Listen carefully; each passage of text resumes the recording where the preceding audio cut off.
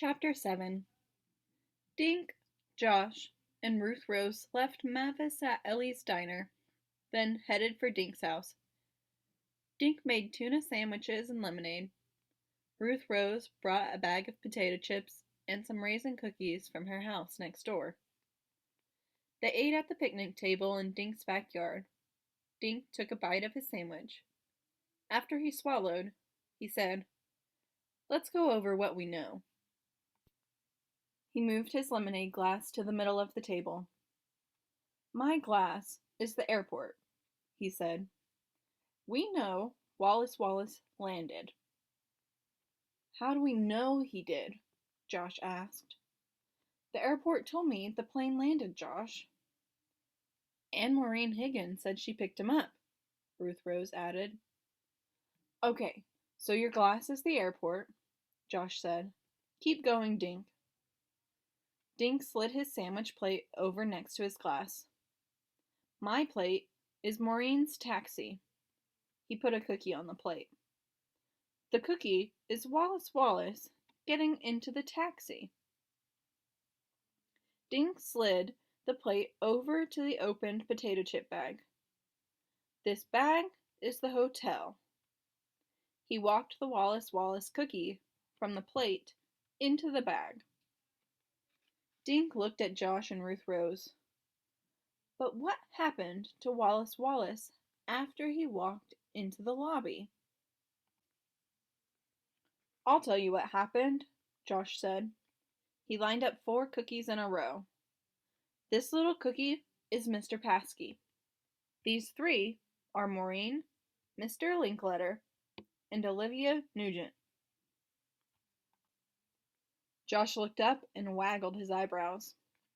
"I think these 4 cookies planned the kidnapping together." Ruth Rose laughed. "Josh, Mr. Paskey and Livy Nougat are friends of ours. Do you really think they planned this big kidnapping? And can you see Mr. Linkletter and my babysitter pulling off a kidnapping together?" Josh ate a potato chip. "Well, maybe not, but someone kidnapped the guy." "Our trail led us to the hotel, and then it ended," Dink said. "What I want to know is, if Wallace Wallace isn't in his room, where is he?" Dink nibbled on a cookie thoughtfully. "I'm getting a headache trying to sort it all out." Ruth Rose dug in Dink's backpack and brought out 3 Wallace Wallace books. "I have an idea." She handed books to Dink and Josh and kept one. "What are these for?" Dink asked. "Josh made me think of something Wallace Wallace wrote in The Mystery in the Museum," Ruth Rose said. "He said the more you know about the victim, the easier it is to figure out who did the crime." She turned to the back cover of her book. "So, let's try to find out more about our victim. Listen to this." She started reading out loud. "When not writing, the author likes to work in the garden. Naturally, Wallace Wallace's favorite color is green."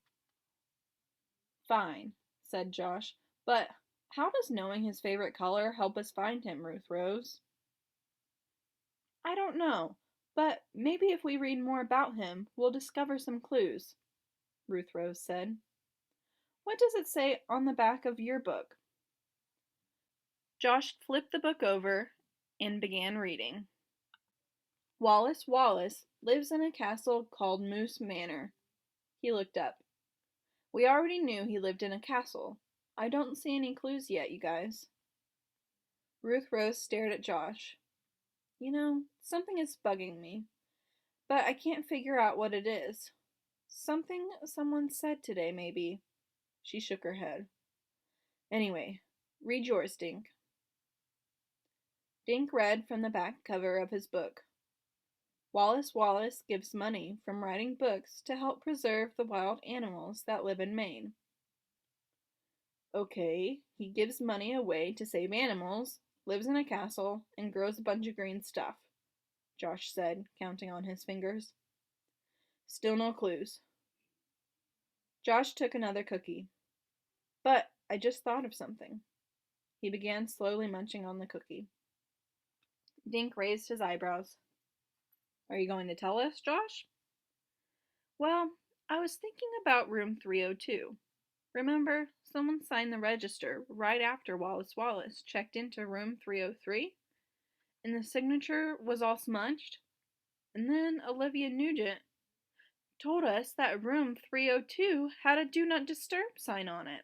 Ruth Rose interrupted. Livy never went into that room at all. Just then Dink's mother drove up the driveway. She got out of the car, waved, and started walking toward the picnic table. Oh no, Dink said. If Mom finds out I'm trying to find a kidnapper, she won't let me out of the house. Don't say anything, okay? Can't I even say hi? Josh asked. Dink threw a potato chip at Josh. Say hi, then shut up about you-know-what. Hi, Mrs. Duncan, Josh said, sliding a look at Dink. Hi, kids. How was the book signing? Tell me all about Wallace Wallace, Dink. Is he as wonderful as you expected? Dink stared at his mother. He didn't want to lie, but if he told her the truth, she wouldn't let him keep looking for Wallace Wallace. And Dink had a sudden feeling that they were very close to finding him. We can't stop now, he thought.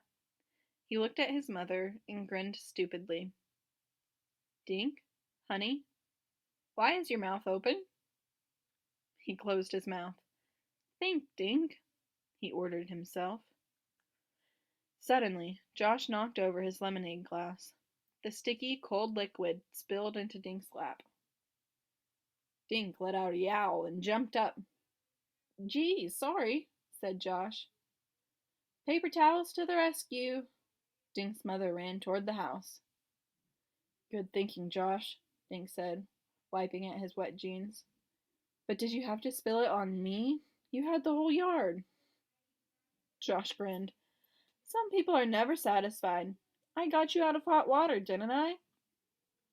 Right into cold lemonade, Ruth Rose said. Dink blotted his jeans with a handful of paper napkins. Come on, let's go meet Mavis before my mom comes back.